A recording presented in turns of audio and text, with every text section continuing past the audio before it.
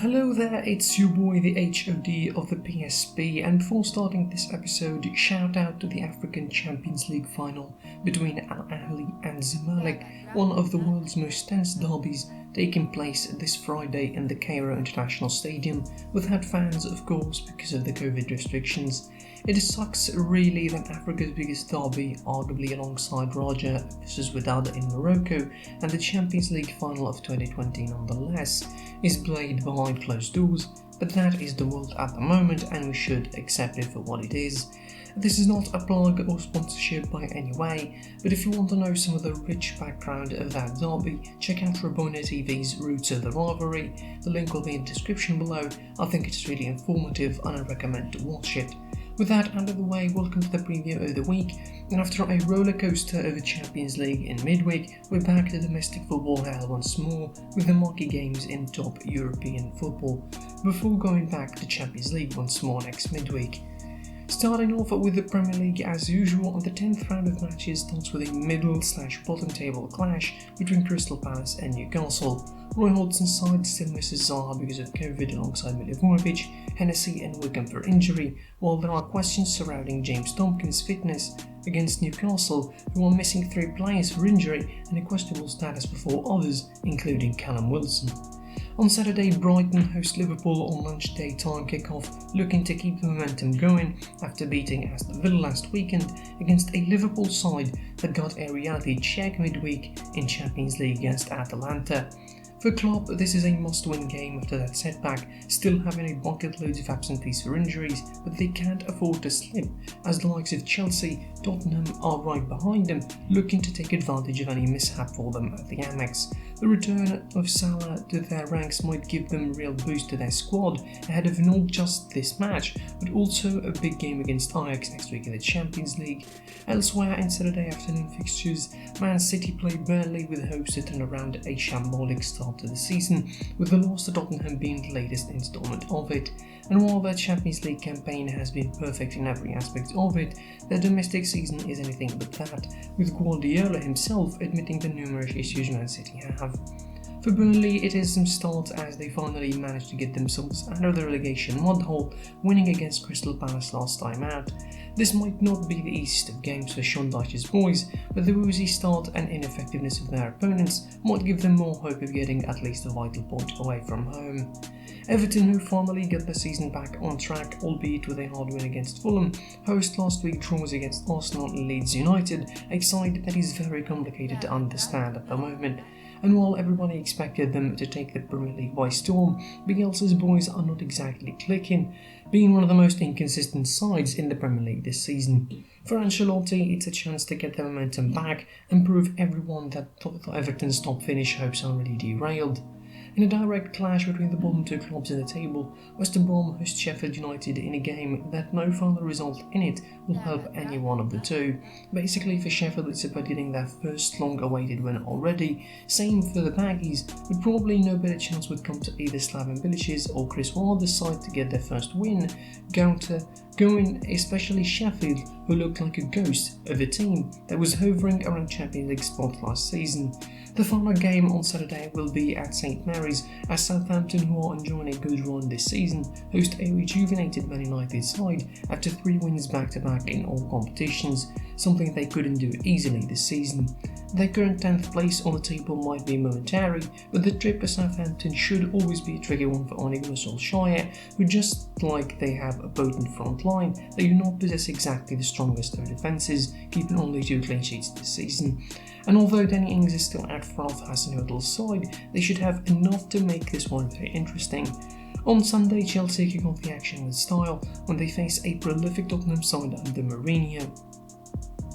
Last season, Lampard bossed the PL encounters against his former manager, yet this one might be tighter than usual, with the Spurs side putting some great performances so far that help him to top of the table, with the Son-Kane connection arguably the strongest 2-man partnership in all of Europe. The stats for both sides are very close in terms of defending and attacking, so this London clash at the Stamford Bridge should be mouth-watering to watch, with Chelsea as well having so much artillery up front. Still in London and moving to the north side of it, as Arsenal host Wolves in a very tricky clash with the Gunners, who seem to be hitting a halt as of late in the Premier League. Scoring only once in the last 5 games isn't something that Arsenal fans would really like, and if they need to turn it around, they have to start from this week onwards. The Gunners will miss Nicolas Pepe for suspension after headbutting Alioski in the last game against Leeds, which is a big blow to an already ineffective attack as of late, while Wolves are in the same form really, in the last 5 grinding out a draw against Southampton at home last time out.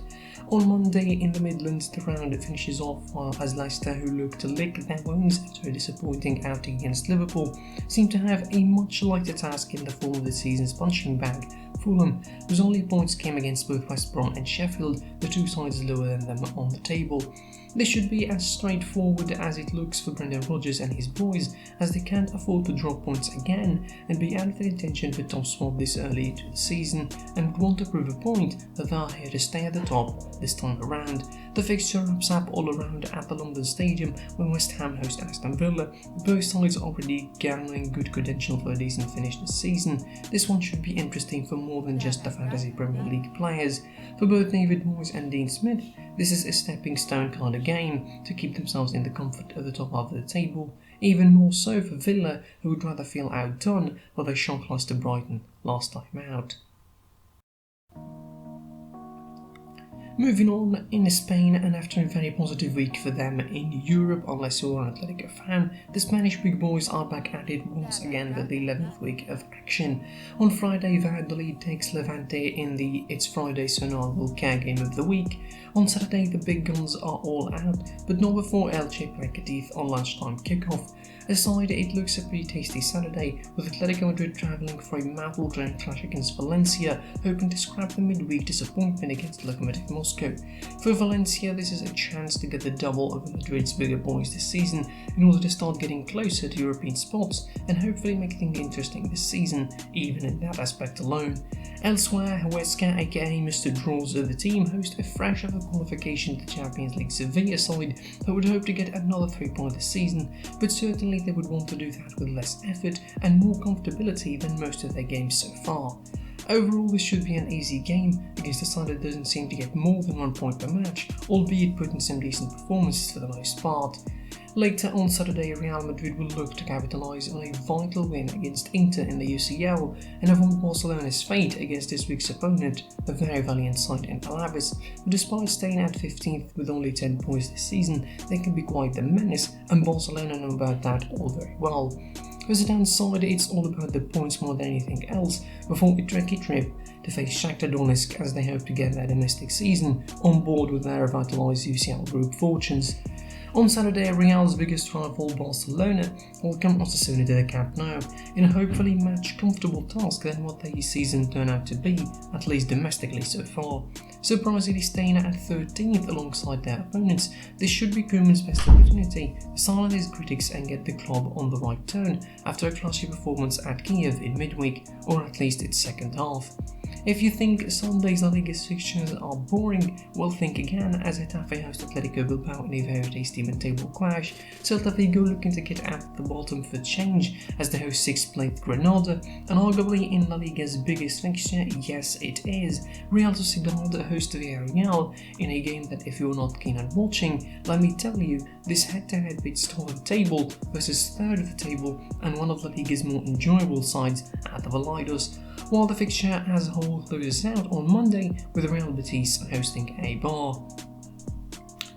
In Germany, the 9th round kicks off with Wolfsburg hosting Werder Bremen on Friday, with both sides making some strides this season, especially Werder Bremen, who sit at 9th, way much comfortable than what the last campaign turned out to be, while the home side will look to make it into the top 4, albeit temporarily. On Saturday, Augsburg host Freiburg in a game where both sides will be looking to improve their standing on the table, but with different situations. Borussia Dortmund, coming off an easy dispatching of Club Brugge in the Champions League, they would look to keep the momentum going and the engine, or Erling Haaland if you want, working as they host the hapless 17th place Köln, who want to get their first win of the campaign, but this week seems like it won't be their day. But who knows what could happen. The only team that had a bad midweek in Champions League for Germany, RB Leipzig, although they deserved way more than they got to be fair, host newly promoted and 5-time losers on the bounce Armenia Bielefeld, with this game surely a no-brainer as far as Nagamala's boys are concerned about winning, as they might get a top table spot or a second place even momentarily, depending on the results of course. One of those other results being Stuttgart hosting league leaders Bayern Munich, who seem like they got the injury bug hitting them for quite a while this season, but they still somehow going about their business, getting yet another Champions League victory against Salzburg, but they need to make sure that they don't lose the plot domestically, as Dortmund, Leverkusen and Leipzig are breathing down their necks in the table against a Stuttgart outfit that is winless in the last 4 years, but losing only once this season, which should give them a motivation that the 4 consecutive draws are only an overdone spell of bad luck.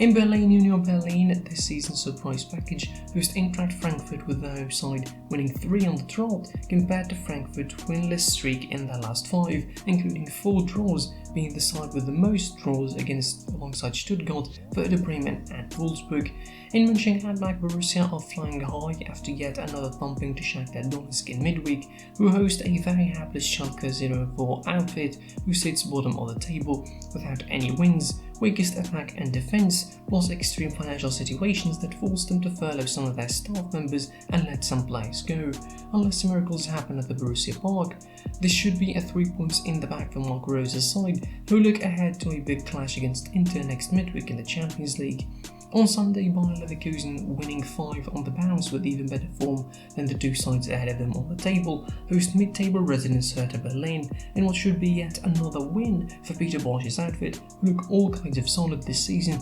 despite a lot of people questioning how they would look and perform after Kai Havertz's exit to Chelsea, but they certainly more than made up for it, both in Germany and in Europe. But the final game of the week, Mainz, fresh off their first win of the season against Freiburg last weekend, host a very falling Hoffenheim side as of late, who couldn't manage any win since beating Bayern all the way back to late September, as they looked out of energy and drive ever since.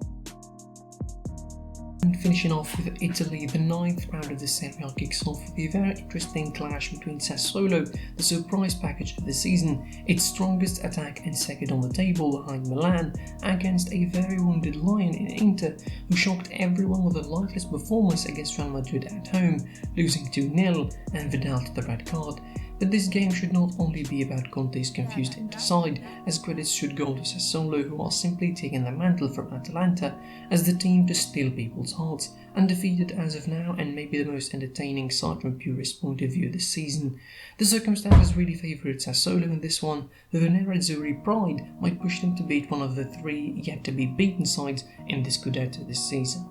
Elsewhere on Saturday, Benevento host Juventus, who are coming off a hard win against lowly French Ross in Turin in the Champions League, and look to have a second win in a row, something they surprisingly couldn't do this season, with one of their 4 wins coming as a legal decision against Napoli. Late in Bergamo, also on Saturday, Atalanta boosted with a very deserved win over Liverpool at Anfield, host Verona, another side who is having a tremendous season, and until last week the strongest defence in Italy. For Gasperini, they have been on the drinks for quite a while in this season, only winning 1 in 5, and this game does not look as easy at all, but rather even harder in theory than the game they had against Liverpool with various considerations. On Saturday, another midweek winner in Lazio host a hovering side around the bottom 3 Udinese, and after midweek's dispatching of Zenit, they should keep the momentum going as they now get something that looks quite close to full squad, while the outfit from Udine would look to get anything significant from this one, as both their wins this season came at home and only gaining 1 point in 4 matches away.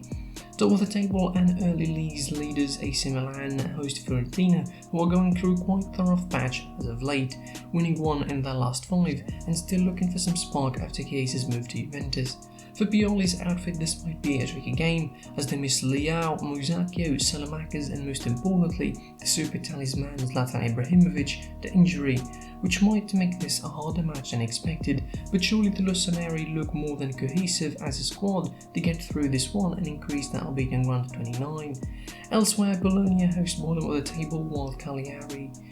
Crotone while Cagliari hosts Spezia in the some middle-of-the-table action. In Saturday's biggest clash, Napoli, as a city mourning the loss of their biggest icon in Maradona over the week, and as a football club, play host to a low-key, very informed side in AS Roma, winning 4 of the last 5, looking to continue making good strides under Paulo Fonseca, while for Gennaro Gattuso, it is much more than a tribute game to Maradona, as they look to shake their loss against former side as a player at AC Milan and move on to continue the amazing football they have been producing so far. It is certainly a clash to savour in the Serie A this weekend. The round finishes off on Monday, Torino hosting Sampdoria as the Turin side tries to escape a dark tunnel at the bottom of the table, and Genoa host Parma in yet another bottom table clash to round up the count for the week. And that was that for the preview of the week. Make sure to like, share, comment on the video what you think would happen this week, and subscribe to the channel of course. You can follow me on Instagram and Twitter, the links will be in the description,